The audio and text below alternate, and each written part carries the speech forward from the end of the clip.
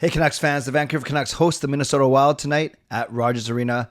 Going to break down the game, especially the lineup and what we can expect from the Minnesota Wild as well. So Andrei Kuzmenko is playing tonight, but he's been demoted to the fourth line. So our new look top six looks like this. Elias Pettersson with Ilya Mikheyev and Sam Lafferty, who's played up there for the last couple games. Then JT Miller, Brock Besser, and Nils Hoglander, in essence taking Kuzmenko's spot, who took Phil DiGiuseppe's spot. So again, our top six now is Petey, Mikheyev, Lafferty, Miller, Besser, Hoglander. Hoglander's played very well the last few games and really impressing Rick Tocchet. Our third line, good old faithful Teddy Bluger between Dakota Joshua and Connor Garland. And then our fourth line of Neil Zaman, Andrei Kuzmenko coming from the second line, and Phil DiGiuseppe, who's been a healthy scratch the last two games in favor of Linus Karlsson. So that means Linus Karlsson is the extra forward. On D, the same six. So that means Juleson, yes. Friedman, no. It is Hughes and Hronek, Zadorov and Myers, Cole and Juleson, and Casey Desmith will start in goal ahead of Thatcher Demko, who I think's played 9 in a row, if I'm not mistaken. It seems like it at least. Maybe it's only 5 in a row, but he's played a lot of games in a row. So let's talk about the forwards first. No surprise that Kuzmenko has been demoted to the fourth line. He talked to the media today. Good on him for talking to the media. And he basically said he understands that he needs to forecheck better, work hard, shoot more, be tougher to play against, all those things. And Rick Tocchet kind of echoed those things, just said sometimes Kuzmenko gets a little bit slow on the ice. And when he's not the F1, the first forechecker, the forward one, getting in on the forecheck, it actually naturally and intuitively slows the rest of his line mates down and they don't know where to go, so to speak. So look for Kuzmenko to play a harder game tonight, be a little bit more active, although probably in less ice time, playing on that fourth line with Oman and Phil DiGiuseppe. DiGiuseppe will also have something to prove after being a healthy scratch the last two games. So I expect a really motivated performance from the fourth line in their limited minutes of, like I said, Nils Oman, Phil DiGiuseppe, and Andrei Kuzmenko. We know that Sam Lafferty has played up with Pettersson and Mikheyev the last couple games, and I love the element of speed. Not a lot of finish, but he does bring a lot of speed to that line, and he can open up some spots and opportunities for Pettersson, which is good. Then we have Miller and Besser, who will always be together, and then you have now Nils Hoglander, who scored a goal last game, the game-tying goal, although that euphoria was short-lived. And he's played a really, really good a good style of hockey, patient, yet hard to play against. Remember that he's not afraid to hit guys too. So really like the way that Hoglander is playing. And maybe, just maybe, and I really think this is, I don't want to be over dramatic, say it's make or break time or this is the most important stretch of his career. But I would say if he impresses in the next little bit, he might find himself as a top 6 staple. And people are wondering, is Hoglander have a future on this team? I think he does. I really do. And because of his very cheap contract right now, these are the kind of guys that you really want to hit, and you really want you want them to hit. We don't want to hit them. You want them to hit. You want them to do well and outperform their contract. So I'm really looking forward to potentially this being the start of a nice little run for Nils Hoglander in our top 6. And again, no changes on our third line. Bluger, Joshua, and Garland. Generally, they played really well. I thought they had a rough game on Tuesday against the Devils, but generally they've been pretty solid. I know a lot of people are screaming for more production from Garland, but maybe what you see is what you get. And if he can play a solid game and at least, I know he looks active, be active on the ice and be sound defensively, maybe that's what I know. It's a lot of money for $4.9 million for a guy who just kind of playing okay, but it is what it is right now. On D, Hughes and Hronek, all the defensemen had a rough game last game against the Devils, but Hughes and Hronek hoping to get them on track.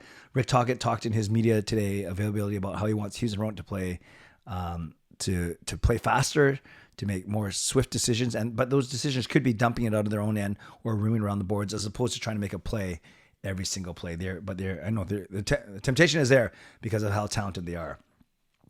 Zadorov and Myers had a very rough game last game.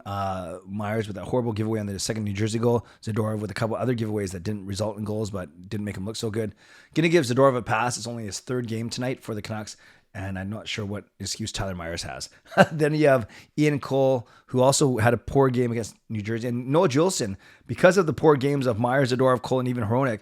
Maybe Juleson was actually one of the better defensemen last game, but I still don't know why Mark Friedman is being passed over for Noah Juleson, aside from the physical element that Juleson brings. I just think Friedman is more of a threat offensively even. He gets shots to the net, and he's not afraid to play physical. He's not as big as Juleson, but he doesn't make as many mistakes. So we'll see what happens there. And Casey Desmith, I know he started off the season really well, and I think his last outing was his first loss in regulation. So I'm looking forward to a big bounce back game from Casey Desmith. Get Demko some rest before all the big boys come in. Carolina on Saturday, Tampa on Tuesday, and then Florida on Thursday. Power play, same unit that was reunited last game. So you got Hughes, Pettersson, Miller, Besser, and Kuzmenko. And then your second power play unit is Hronek, Hoglander, Garland, Mikheyev, and Teddy Bluger, who ends up replacing Linus Karlsson because Linus Karlsson is obviously not playing tonight. So there we go. That's what the Canucks lineup is going to look like for tonight. Now the Minnesota Wild, they are riding a 4-game win streak after firing Dean Evason and hiring John Hines. And yeah, they got the new coach bump. Rick Tocchet even joked about it today. They got the new coach bump and they've won 4 straight. So they are still near the bottom of their division, but they are slowly climbing. They are 1 game under 500. They're 9-10-4. So they have 22 points in 23 games, where we are 16-9-1, 33 points in 26 games. So on paper, this should be a mismatch. I don't want to call this a trap game or anything like that, or a scheduled loss. It's nothing like that. It's just, frankly, a team that's playing quite well, whereas the Canucks, for the last 9, have gone loss, win, loss, win, loss, win, loss, win, loss. I think that's 9. So I would love for if the pattern holds correct, the Canucks should win tonight. So there we go. Canucks versus the Minnesota Wild. I'll be on Game Over Vancouver tonight for SDPN right after the show, and I'll do my own show tonight at 11 p.m. More details on the big Canucks versus Canucks road trip to go see the Canucks play against Vegas at the start of April.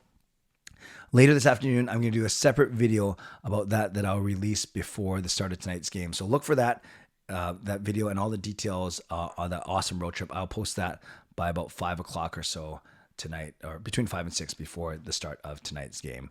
Okay, friends, give me your score prediction. Give me your first Canucks goal. Oh, by the way, I didn't mean to just gloss over it. That Canucks versus Vegas, that road trip is going to be awesome. Only $999, so $1,000. And you get the airfare to and from Vegas, airport transfers, 3 nights hotel at Park MGM, and the game ticket. So this is easily a $1,400, $1,500 value. We're getting it for $1,000. I can't wait. I'm going. Some members of my family are going. I hope you'll join me as well. And I'll put details in the description as to how you can get involved in it and sign up for this trip. It's a $200 deposit that's due next week, but I'll put that in the description down below. All right, guys, guys and girls, give me your score prediction and first Canucks goal scorer. Going 4-2 Canucks, and I'm saying Elias Pettersson scores the first goal for the good guys. Give me your score predictions down below. Thank you to my sponsors, Van City Experts Real Estate, Perform and Transform Personal Training Weight Loss. Thank you, legendary Lucas Gates, legendary Carol Bovelander, legendary Andrew Chang for your support. Also to Hall of Fame and franchise members as well. And to all of you for liking, subscribing, and for supporting me. Always appreciate you. Never take you for granted. So on your way out, subscribe, like the video, leave a donation, become a member, upgrade your membership, and give me your score prediction and first Canucks goal scorer down below. I got Game Over Vancouver right after the game, and then my own show right here at 11 p.m. I hope you can join me for one, if not both, tonight. Stay safe, stay healthy, take care of yourselves and take care of each other. Have a great day and enjoy the game. God bless, and go Canucks go.